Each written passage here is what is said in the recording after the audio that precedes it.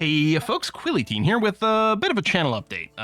The people on Discord already know about this because I've been posting about it extensively since it happened, but I thought I should do an update for YouTube as well because I have gone and injured myself and it's probably going to affect my recording rate for the next few days. It already has actually, because it's been not great to be sitting at a computer right now, as you'll understand why in a little bit.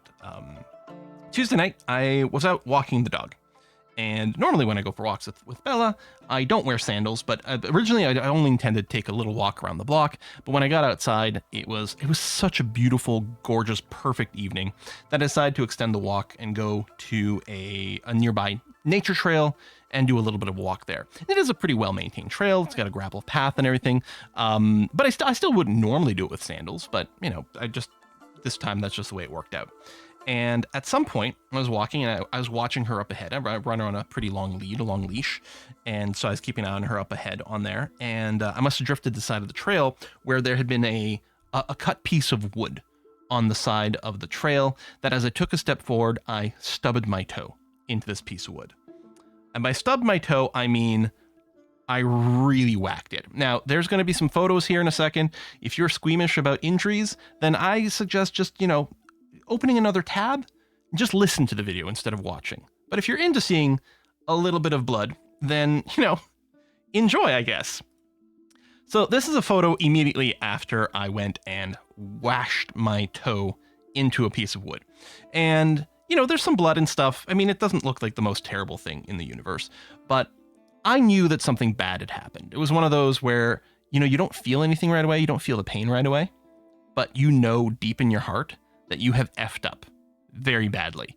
And so what I did is I took this picture and I sent it to my family Discord channel and requested a pickup in the car. Unfortunately, I still had to walk about half a kilometer to get back to road where I could be picked up. And during that walk, things became unbelievably excruciating. Very, very painful. It was really hard to do it, but I really felt like I had no choice. I had to push through and get over there so that I could be picked up. A Kiss for Luck came by and picked me up and brought me home, where I went and cleaned up everything. But you can see, there's definitely some deep cuts. Also, my big toenail there has been completely displaced, right? It's actually been mashed back against my toe and is bent in on itself there at the bottom. That's not normally what my toenail looks like. So it definitely hit things very, very, very hard. Yeah, it was painful. Cleaned it with soap and water, did soaks in salt, which is a really good way usually to maintain a wound. I called my mom, who's a retired nurse, and got some advice about stuff, and just tried to generally clean it up. So this was Tuesday night. Oh, that's going up ahead a little bit. Wednesday morning, I did go to a clinic. First thing in the morning, I went to a clinic just to make sure a doctor could take a look at it. He took a look at it, and I said, okay. And he did prescribe some antibiotics just to make sure that, there was no infection that was going to happen. I went to get a tetanus shot was the other thing, just to be safe, precautions and everything. And Wednesday, I even streamed on Wednesday. Although Tuesday night and Wednesday night, I got basically no sleep because I was in a huge amount of pain. It was very difficult to sleep. Anyway, Thursday morning, this white stuff around the toe is a cream. It's an antibiotic cream over here. That's not pus or anything going on. But I did notice on Thursday that my foot quite evidently had gotten quite swollen and red, right? Normal quill foot, not normal quill foot over here. That really, really quite red. This red line over here is actually a line I drew with a marker. Until I realized that, okay, that marker was totally dry. I went and got a Sharpie after this photo and drew a series of dots along where the ridge of the infection was clearly going on, right? Very red area over here, not red there, although the entire foot quite puffy.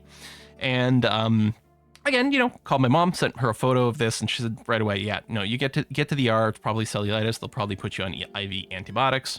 So that's what I did. I wrapped my toe as best as I could, went to the emergency room. Triage nurse took one look at my foot and said, okay, you're being fast-tracked into here. And indeed, within about 20 minutes, I was in a private exam room. waiting for a doctor. It did take a while after that for the doctor to actually get around to me, but that didn't surprise me because when I got to whatever department I had been shuffled to, there had been a couple other people there that I could tell were in considerably worse shape than me. And while, I wanted to be seen fairly quickly, I knew that I wasn't actually like urgent. So, yeah. So I sat in the exam room for a little bit before the doctor finally came. And right away was like, yeah, we're going to put you on IV antibiotics 100% for sure. So that happened. I still actually have this IV line in my arm. I don't know if that's the accurate way of describing it, but this little, the part down here is still in my arm because I have to get 3 more treatments. That might be a nurse that comes to my house, but I think I'm probably just going to I'm probably going to a little clinic. They're going to teach me how to attach the IV bag itself to this, I think this part over here. And it's going to be something I'm going to be able to treat myself at home. So that's Friday, Saturday, and Sunday. I'll be doing IV treatment, and then I'll be going back to the oral antibiotics that the original doctor at the clinic had prescribed. But while there, at the same time, the doctor said, like the toenail was going to go no matter what, which I knew like right from the start. Like the second I hit my foot on the trail, I thought, yeah, I'm going to lose this toenail.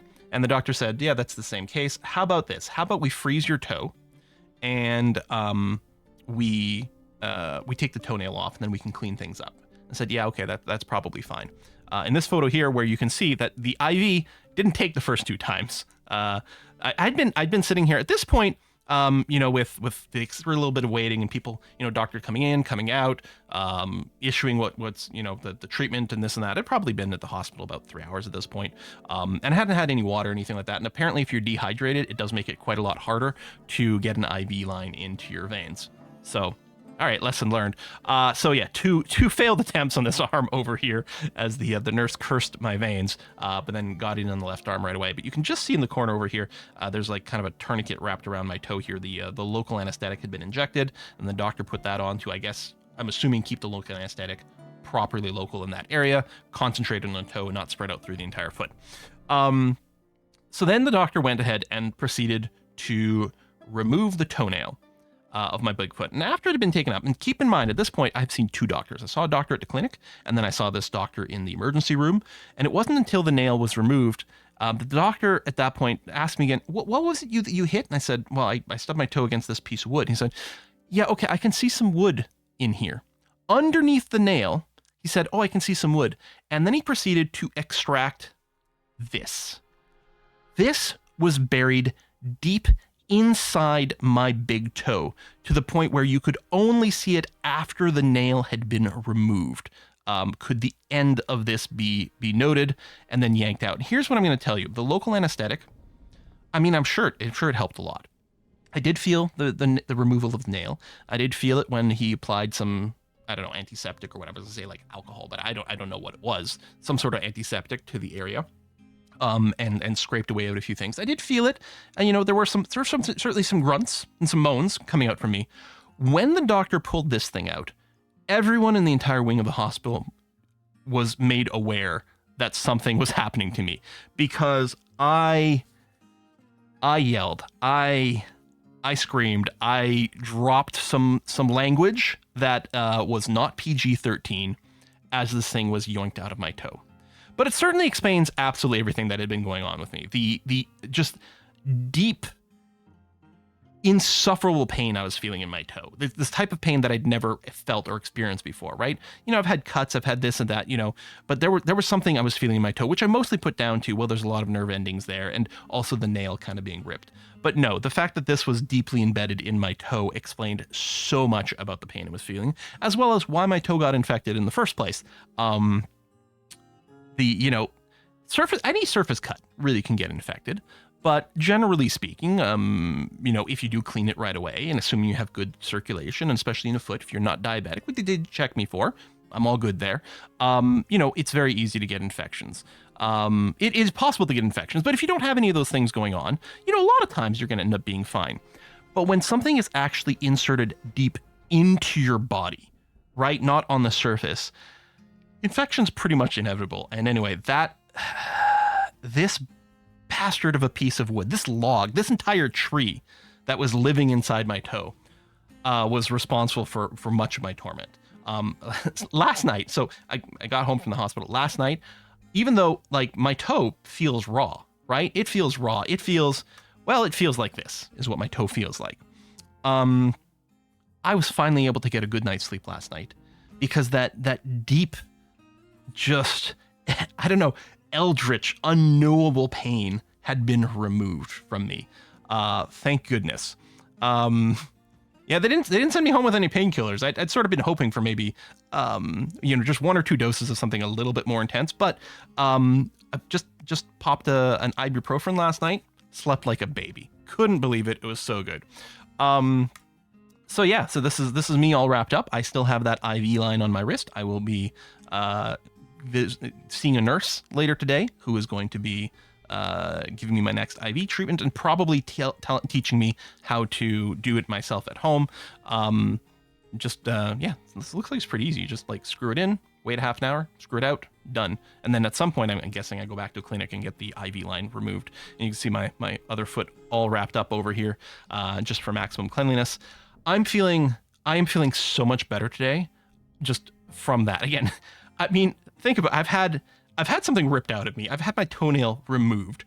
My foot looks like it's ground beef. I feel so much better today that I can't explain it. I kept that piece of wood, by the way, right?